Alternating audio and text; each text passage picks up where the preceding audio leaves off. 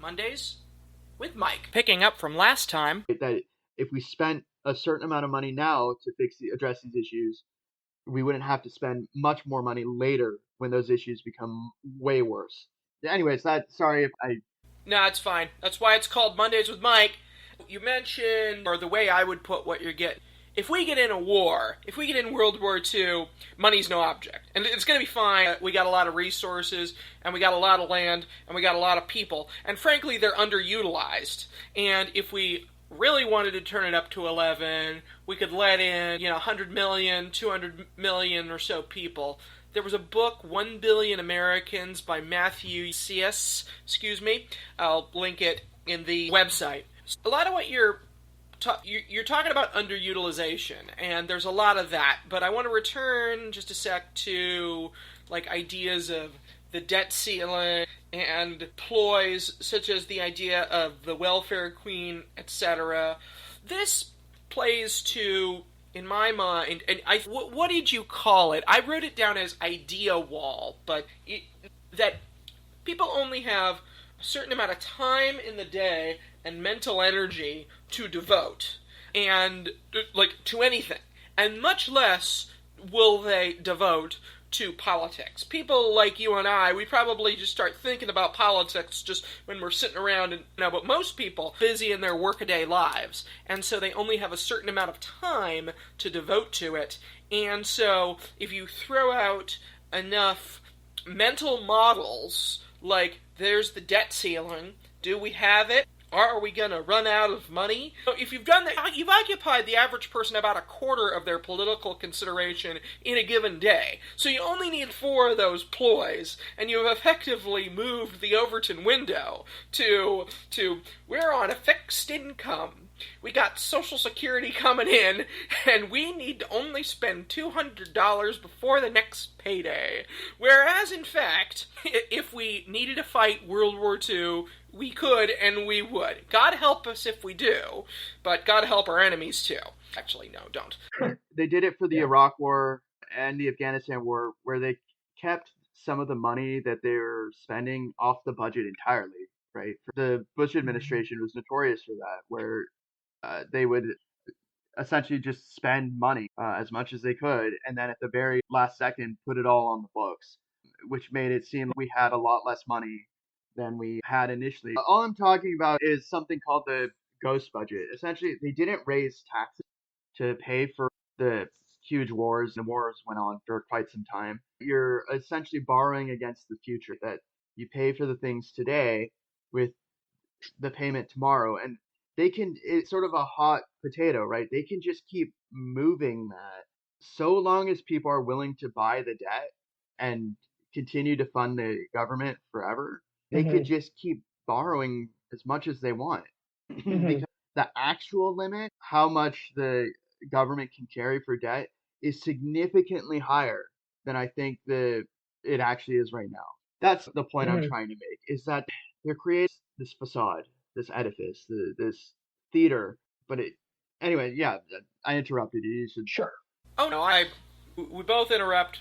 I had an Australian professor when I did international relations, and the TAs would say, oh, when he interrupts you, he's not trying to be rude, he's just trying to move the conversation along. And I thought about it, and I'm like, oh, that's actually a little bit preferable. I prefer that. So, we live in the political era of can't. And we need to get out of that and get back into ask not what your country can do for you, ask what you can do for your country. Or maybe the era of can, or whatever you want to call it. The new American promise. So it strikes me that you're talking, and the professor talked about ways in which the rest of the world surpasses us. Now, someone might reply, we're here and they're there, so it really doesn't matter. But there must be investments that we can make that will bear return, perhaps quick return, to the populace. I've written down some that I just thought of immediately, which high-speed rail, we might need to get cheap construction for that. Telecom, we probably actually already have that, but my internet is sometimes spotty, so we could do for a little redundancy there. But we got the speed, I think, most places. Preventative medicine, and maybe physical activity, getting people walking more. and certain job skills. Those just pop into my mind. Yeah, so I'll give you an example of where the U.S. actually is somewhat different than other parts of the world, and that's in the world of public education. It Mm. actually was a sort of newish, more novel to have K through 12 public education completely subsidized for every. So in other parts of the world, you have to pay high fees to go to Mm. school. Quite a few countries in Africa, other part, but anyways, the economy of education is considerably different in terms of the United States compared to the rest of the world, and that a significant amount of education, at least for primary education, is almost completely subsidized for anyone who qualifies for it, even homeless or the very poor. And so it's not that the U.S. can't address some of these issues that exist or prepare for the future. It's that for whatever reason, it doesn't want to. And you're right, it is the politics of can't. And the high debt and the high deficits creates a convenient excuse for something like Doge happening, where the real work being done, the intangible stuff that not doesn't necessarily have a monetary value, but certainly is very valuable for the future. So, stuff like researching how to cure diseases, how to cure cancer, how to improve technologies to meaningfully improve the lives of others through research of better growing practices, any number of technologies that may have no practical application now, but I'm sure have some application in the future. All that work that's being done to meaningfully improve society and the future, it's being cut because of this excuse that, oh, we have to cut the programs because there's just not enough money. You got to fire all these scientists and researchers and doctors because you need more money. But it's complete bull. Sorry for swearing. It's nonsense. It's Mhm. terrible. It's a complete lie. We don't have the money because they're implementing a huge tax cut for Yeah. a lot of money. And it was really the case that we just didn't have any money lying around, right? Then they wouldn't Mhm. be able to put the tax cuts in. You don't have a huge reduction in taxes if you need the money. No way. If we were really that desperate, if the situation was really that bad, extreme austerity, rationing, victory gardens, nobody gets Mhm. to eat certain products because it's just too expensive, like extreme austerity. No, we're not there. No. And so that's my gripe is that they're going, oh, we can't do these things. We can't invest in science and research and all sorts of things that we were investing in, that the United States was way ahead of the curve on biomedical research. Like there are certain things where the US is advanced compared to the rest of the world, certain types of research, a lot of the military. Like the military is a good example. We spend way more than the rest of the world combined on military research and technologies and applications and training, and the list goes on and on. And because of the nature of the technology and for national security reasons, a lot of that research is done in the United States. A lot of that production is done in the United States because it has to. You need control of the supply chain so that you don't have a vulnerability in your technology. So we spend just exorbitant amounts of money compared to the rest of the world for the military, but we can't for any of the other stuff. That's not true. We could if we wanted.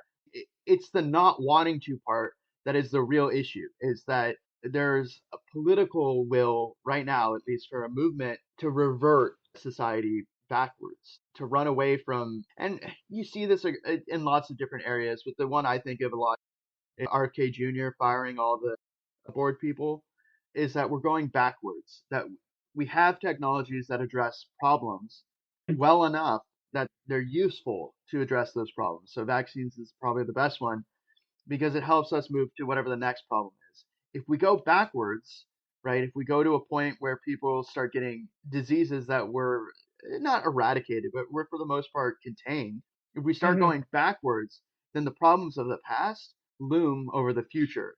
That communicable diseases suddenly becomes way bigger of an issue, and it becomes compounded as an issue if you cut people's access to medical care or treatment by doing some of what the other stuff we talked about, cut Medicaid or cutting the support system that keeps hospitals afloat, especially rural hospitals. So, in other words, there's much that could be done, and but those in power say we can't do it.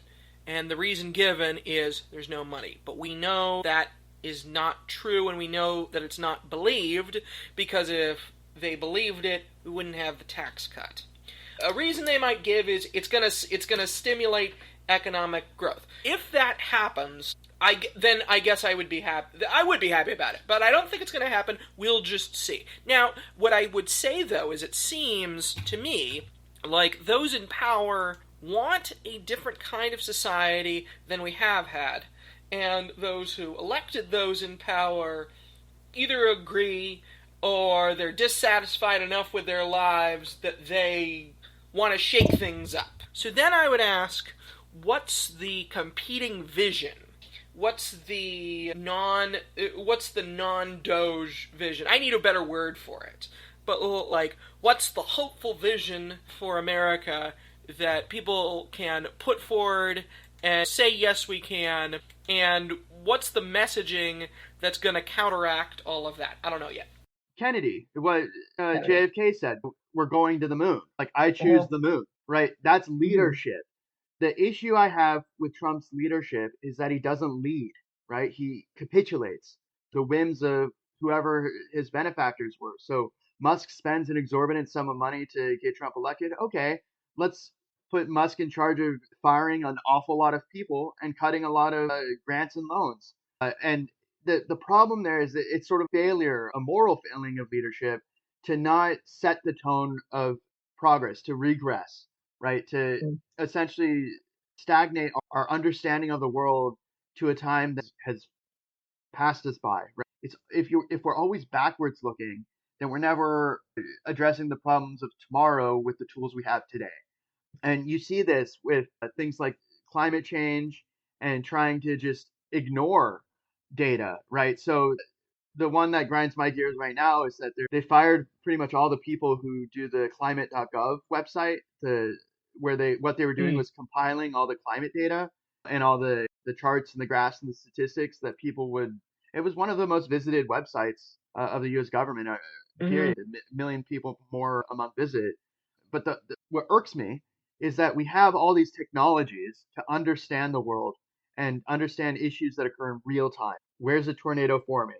How is it happening? People get out of the way. Where's an earthquake happening?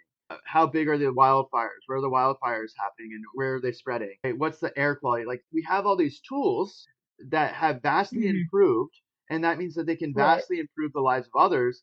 But if you remove the way of communicating that information to people, right? If that information's siloed and kept locked away in a little box, then people look.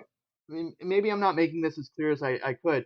We've already paid for it, right? We've already paid for all of this infrastructure, for all of this technology. It's like if I buy a house, but then they lock the doors and shutter the windows and say you can't go in. We already bought the house. We already spent just huge sums of money. It's not like it costs a little bit of money to create a nationwide climate infrastructure for doing things like tsunami warnings, buoys and NOAA, and understanding like ocean currents and weather patterns and earth. Like, we spent the money. You're spending a lot on that mortgage. Why don't you stop paying the mortgage and you'll save some money? Yeah, but I'll lose the house. But you'll save this much per month. Yeah, that's a pretty good example. It's like, we already spent the money. That was my gripe with the foreign aid stuff when they canceled all the food aid. It's like, we already spent a huge amount of money on food, and then you just put it in a warehouse to rot away while there are people who are starving. If you're not going to use the food for what it was appropriated for, find some use for it. They talk about this old saw of like waste, fraud, and abuse. You know what the most wasteful thing is? When you've spent a huge amount of money and then you just throw something away, right? That doesn't make any sense. And I think part of the issue is that the voters, that there's a term called low information voters, that there's some segment of the electorate that has a very limited, you're right, that they have a sort of limited bandwidth. Their lives are busy. They've got to focus on the other things, that they only get their information from a limited number of sources. And so it vastly skews their perspective of the world. In this regard, it's very clear that the competing vision is Obama. Yes, we can. Not, no, we can't. If I had to sum the entire Trump first presidency and now second term, he's the no, we can't president. Like, we can't do it. I'd say his slogan is probably "You're fired." that a whole lot where they like fired all the people who are addressing bird flu. Okay, but the bird flu's still there. It doesn't care, whether people are addressing it. It's a disease. That's the whole. It just boggles my mind. It's like government has tools to solve collective action problems that Yeah. regular people just simply do not have. That's the whole point of why government exists, is that people turn to government to address the problems that they themselves cannot solve on their own. That's why it's a collective action.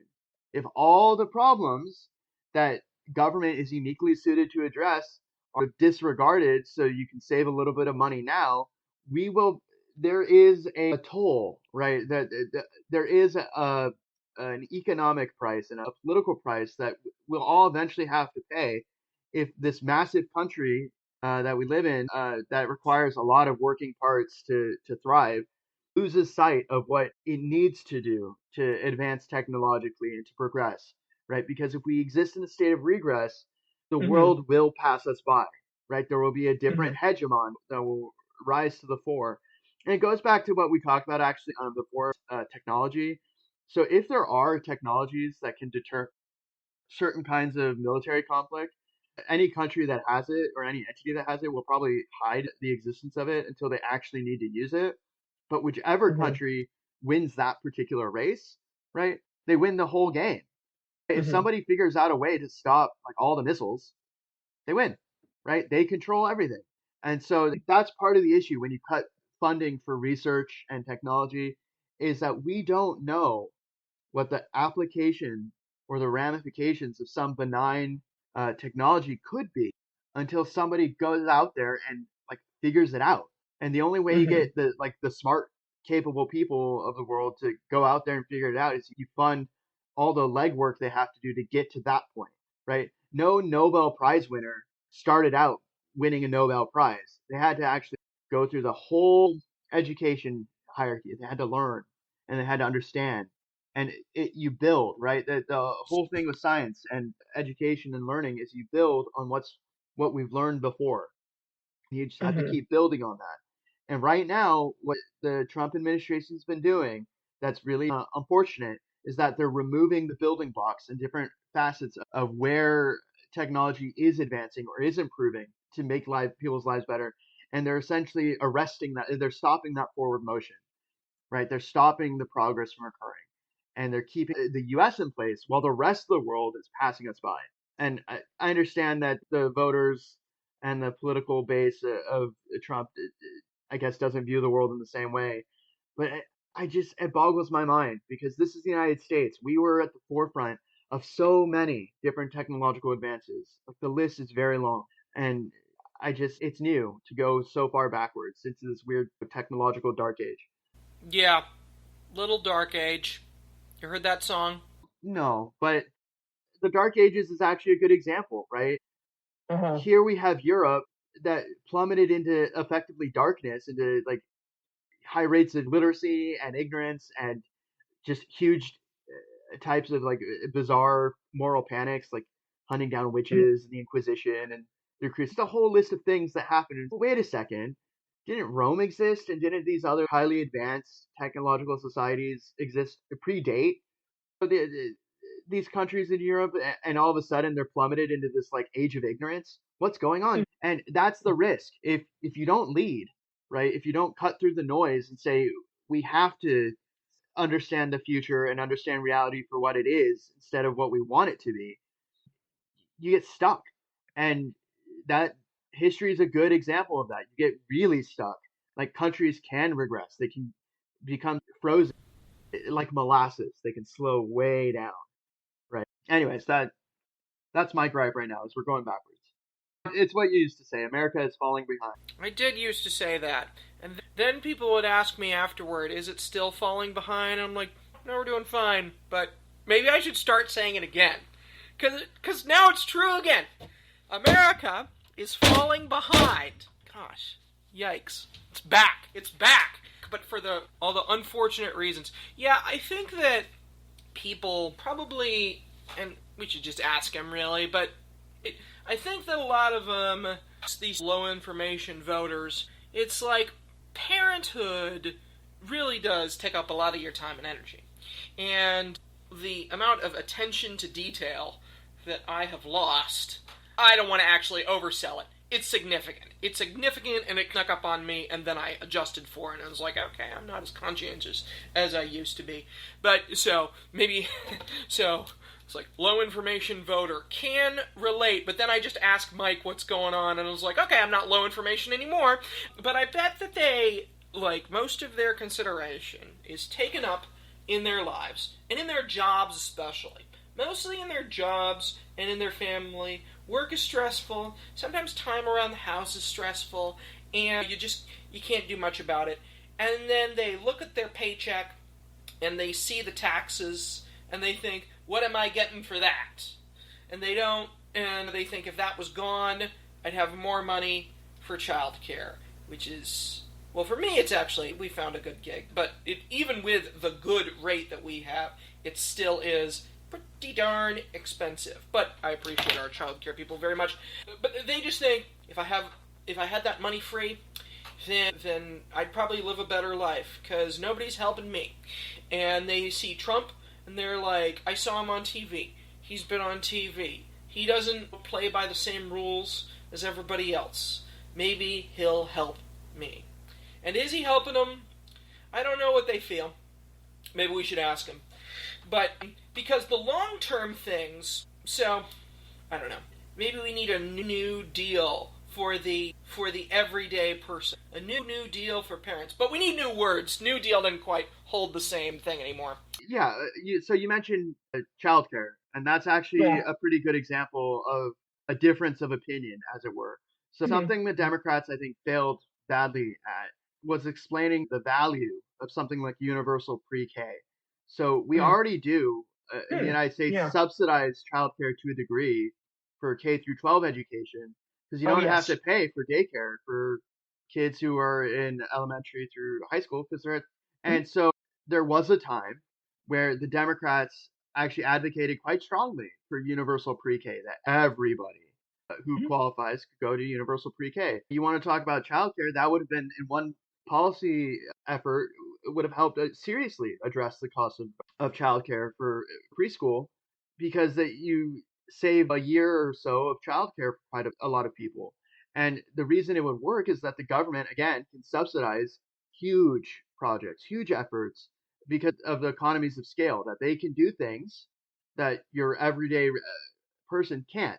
So when you say that somebody looks at their taxes and they go, what am I getting for that? What a lot of people, when they pay the taxes, is they're getting school, they're getting safety, they're getting stability, right? That schools provide a sort of resource hub, that it's not just education that kids get from school. They also get access to, at least early detection for medical care through nurses, but also access to social workers, access to services. It's a whole thing. And there very much is a difference of opinion between the Republicans and the Democrats in terms of the value of something like universal pre-K. So I'm thinking about Head Start and how the Trump administration tried to cancel all of Head Start. And it's like, no, don't. We know what works. We have a model for how to make it work.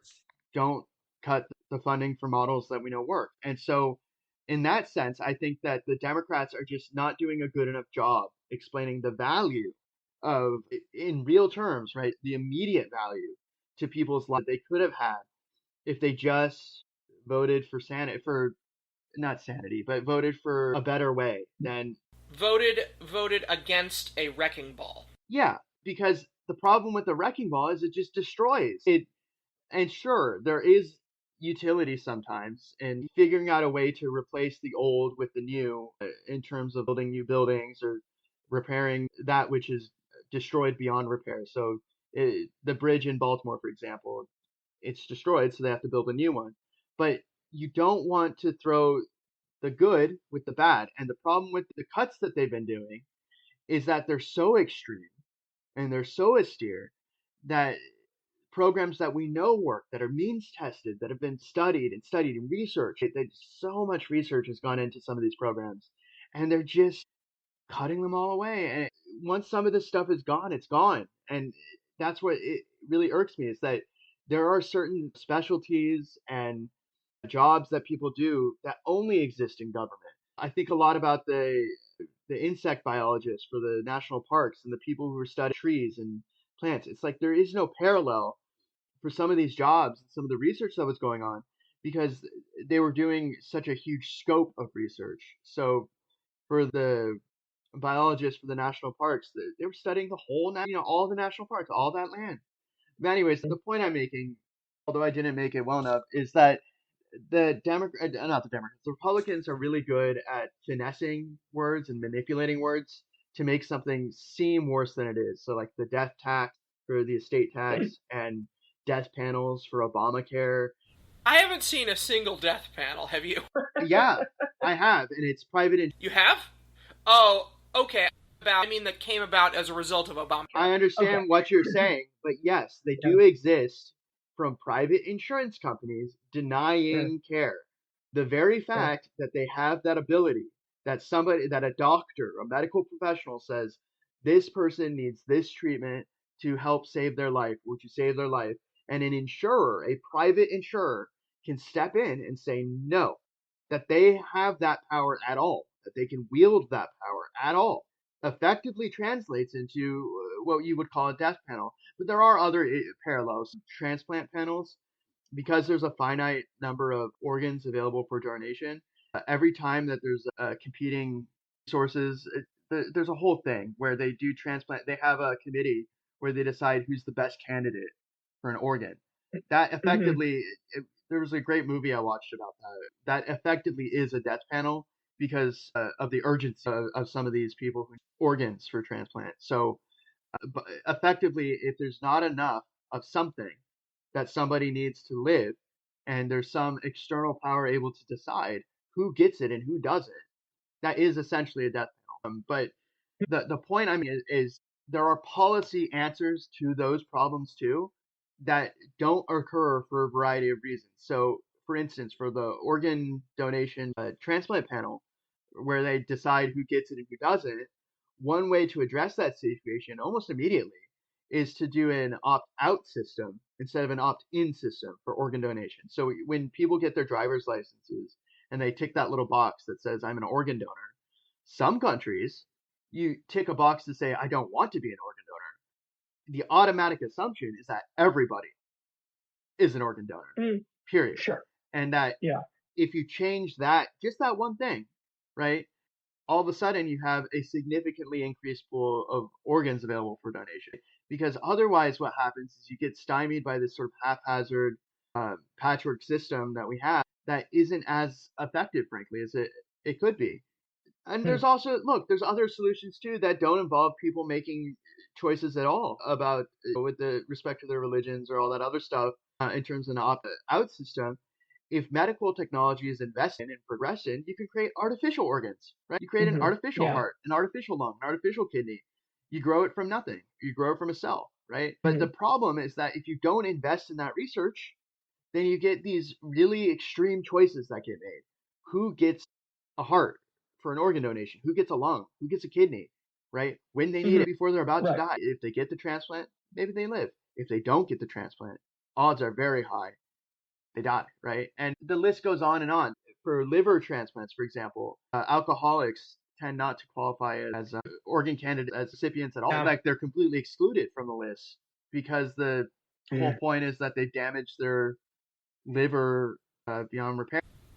Is there a limited number of livers? Could the livers go to? I watched a lot of medical shows and I read a lot of medical stuff, but the whole point is the amount of livers available for donation is far less than how many people need liver transplants, and that applies for almost every organ on the transplant list.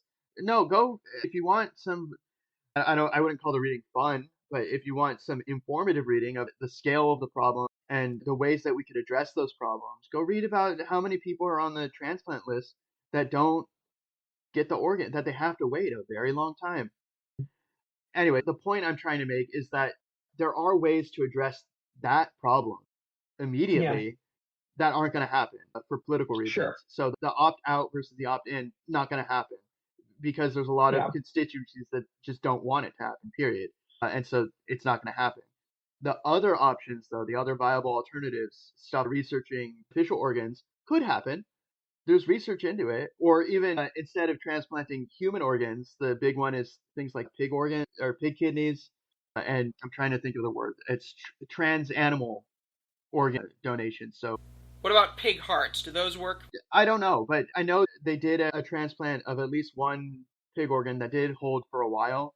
And the whole point of it Mm-hmm. is that if you can do an end run around the ethical problems of human organ Yeah. donation, then you can still address the issue without the thorny, intractable issues related to different political constituencies just not wanting to let it happen. And the list Mm-hmm. goes on and on that there may be pragmatic ways to address these problems, but you have to have the political will to want to do it. And that's where Right. there's the failure of leadership is that instead of leading the way, saying, yes, we can address these problems, Yeah. yes, we can find ways to solve the issues of today to make for a better tomorrow. Instead, we regress. It's not, we're not even going to address the problems. It's, I'm going to have a huge disagreement with Harvard and try to control everything they do, cut all their funding, cut all their students, make it very difficult for them to operate as a university.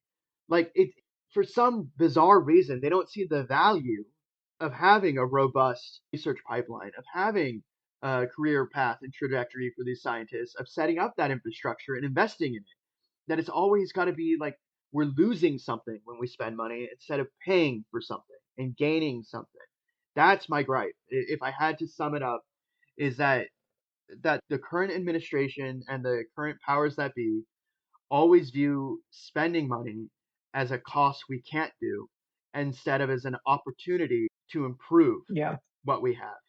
That's Yeah. the issue. And If I could summarize what I see as the framework, the foundation of the hopeful vision, anybody can look outside and see that we don't have the society we want. We don't have the bells and whistles. A few things are falling apart. It's getting a little shabby. And more can be done. And we also, if you look at the labor force participation rate, it's way lower than it was. So we got people not doing as much as they could do, and probably not as much as they want to do. There's still a lot of social merit and self-worth attached to having a role that you can be proud of. And I would like to suggest that isn't some sort of inherent thing. That if we lived in the Garden of Eden, we'd be happy to sit around. But we don't, and we can see it. So some part of people is saying, okay, what am I doing versus what could I be doing? And the hopeful message of modern monetary theory would say, if we can agree on it, we can make it happen and money's not really an object. But we're not so wide-eyed and inexperienced to say, oh, that is the case for sure. It is the case within bounds. So we can only do a certain number of things, but we can choose what we want to do. We got a lot to do, and we got a lot of people underutilized. The two make the sausage. I'll give you the final word.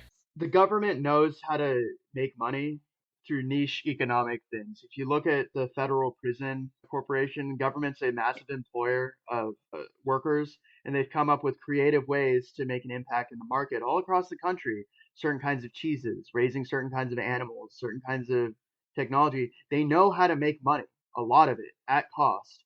They're just not doing it for your mm-hmm. regular person, and they could. And so that's my complaint is that we're already spending quite a lot of money figuring out ways to make more money so that people are gainfully employed. If we can do it there, we can do it for everybody. It's just a choice that we're not. And I think that the best investment we can do is to ensure that everybody who wants a job or needs a job has access to a job, and that you try to remove the barriers to employment instead of increasing the barriers to employment. And that job, by the way, could be building high-speed rail, by the way. Absolutely. Building Mm-hmm. high-speed rail, building better hospitals, building better roads, you name it. The list goes Yeah. on. It's like we know how to do it, and we can. So let's focus on improving for the future. Mondays with Mike.